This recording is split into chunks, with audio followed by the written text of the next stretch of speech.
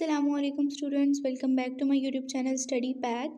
आज जो टॉपिक हम पढ़ेंगे वो है मायोसिस। मायोसिस भी एक सेल डिवीजन का प्रोसेस है जो कि सेक्सुअल रिप्रोडक्शन के अंदर जो है वो एक प्रोसेस होता है। तो इसको शुरू करने से पहले अगर आपने माइटोसिस की वीडियो नहीं देखी तो वो सबसे पहले देख लें, क्योंकि उसी से सारा जो कॉन्सेप्ट है वो आगे जो है वो चल रहा है। So it will very easy for you to understand the meiosis if you will learn about mitosis. तो माइटोसिस सबसे पहले देख लें ताकि उसके बाद मायोसिस आपके लिए इजी हो। अच्छा, इसको ना याद किस तरह से आप लोगों ने रखना है कि माइटोसिस क्या है, मायोसिस क्या है। तो आपने इसको याद ऐसे रखना है कि जिसके अंदर जो है वो EOIS मायोसिस, ठीक है। इसकी थोड़ी सी प्रोनाउंसिएशन जो है वो थोड़ी सी आप कह लो कि IE वाली है, ठीक है, मायोसिस। लेकिन जो माइटोसिस है, टो है, ट, ठीक है, तो वो जो है वो सिंगल प्रोसेस है, लेकिन जो मायोसिस है वो डबल प्रोसेस है। तो इसको आप जब पढ़ते रहोगे, बार बार उसको रिवीजन करते रहोगे तो इंशाल्लाह आपको याद हो जाएगा। सबसे पहले मायोसिस है क्या, क्या प्रोसेस है। तो ये भी एक टाइप ऑफ सेल डिवीजन है जिसमें एक सिंगल सेल जो है वो 2 दफ़ा डिवाइड होता है और 4 डॉटर सेल जो है वो प्रोड्यूस करता है with the half amount of genetic material. जो हमारे पास जेनेटिक मटेरियल होता है वो हाफ हो जाता है बिटवीन दी 4 डॉटर सेल्स, ठीक है। अच्छा, अब ये इम्पॉर्टेंट क्यों है, इम्पॉर्टेंस क्या है इसकी, कि अगर ना हो तो क्या है, हो तो क्या है, हो रहा है इससे। तो मायोसिस जो है वो आपके सारे जितने भी ऑर्गेनिजम्स हैं उनके अंदर जो है वो प्रोड्यूस होता है। मतलब आप ये समझ लो कि जो एक्चुअल रिप्रोडक्शन है वो मायोसिस के ही प्रोसेस से हो रही है, ठीक है। और एक करेक्ट नंबर ऑफ क्रोमोसोम्स का भी जो है वो रखना भी इस प्रोसेस का ही जो है वो काम होता है, ठीक है। और करेक्ट नंबर ऑफ क्रोमोसोम्स क्या होते हैं, हर पेरेंट से हाफ क्रोमोसोम्स डॉटर सेल में आने चाहिए, ठीक है। अब हम स्टेजेस की तरफ देखते हैं मायोसिस की। तो सबसे पहले प्रोफेज़ 1 है। प्रोफेज़ 1 में सारा माइटोसिस ही है, बस में कुछ प्रोसेसेस जो हैं वो चेंज हैं। तो क्रोमोसोम्स कंडेंस होंगे, न्यूक्लियोलस अपेयर हो जाएगा, ठीक है। और जैसे ही क्रोमोसोम्स जो होंगे वो जैसे ही क्रोमोसोम्स जो है वो मूव कर रहे होंगे उसमें क्रॉसिंग ओवर जो है वो होगी, ठीक है।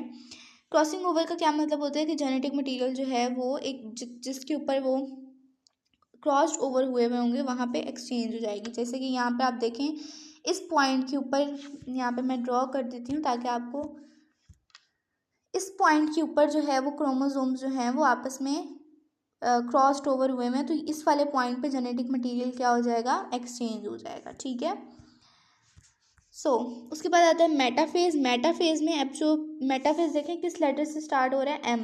तो आपने M से याद रखना है मिडल।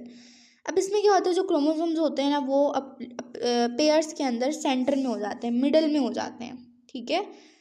न्यूक्लियस के मिडल में हो जाएंगे। मेटा से आपने M से याद रखना है कि मिडल, ठीक है, वो मिडल में हो जाएंगे सेल के मिडल में होंगे, सॉरी न्यूक्लियस के मिडल में नहीं होंगे, सॉरी फॉर दैट,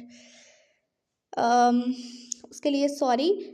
याद रखना है ये प्रोसेस सेल डिवीजन का है, ठीक है। उसके बाद हमारे पास आता है एनाफेज। एनाफेज से आपने एन से याद रखना है अवे। अवे में हमारे पास क्या होगा, जो क्रोमोसोम्स होंगे ना वो सेपरेट हो जाएंगे, उनके जो पेयर्स होंगे वो सेपरेट हो जाएंगे और अपोजिट एंड पे चले जाएंगे सेल के, ठीक है। और ये यहाँ पे ये जो प्रोसेस है ना, ये सेल के अंदर हाफ नंबर ऑफ क्रोमोसोम्स इंश्योरिटी इधर होती है, ठीक है। उसके बाद आता है टीलोफेज। टीलोफेज में हमारे पास क्या होता है, तो 2 न्यूक्लियाई फॉर्म हो जाते हैं और ईच क्रोमोसोम दो न्यूक्लियाई जो होंगे वो फॉर्म होंगे। जो हमारे पास साइटोप्लाज्म होगा वो स्प्लिट होगा और 2 डॉटर सेल जो है वो बना देगा। यहाँ पर आप देखें, यहाँ पर जो ब्लू क्रोमोसोम है उस पर येलो वाला आया हुआ है और जो येलो है उस पर थोड़ा सा ब्लू वाला आया हुआ है, क्योंकि क्रॉसिंग ओवर का प्रोसेस हुआ था। तो ये आपने ध्यान में रखना है। उसके बाद हमारे पास आता है प्रोफेज 2, क्योंकि मैंने आपको बोला था कि 2 दफ़ा ये काम होगा, 2 दफ़ा सेल डिवाइड होगा। तो पहली दफ़ा हो गया, अब दूसरी दफ़ा हो रहा है, प्रोफेज 2 है।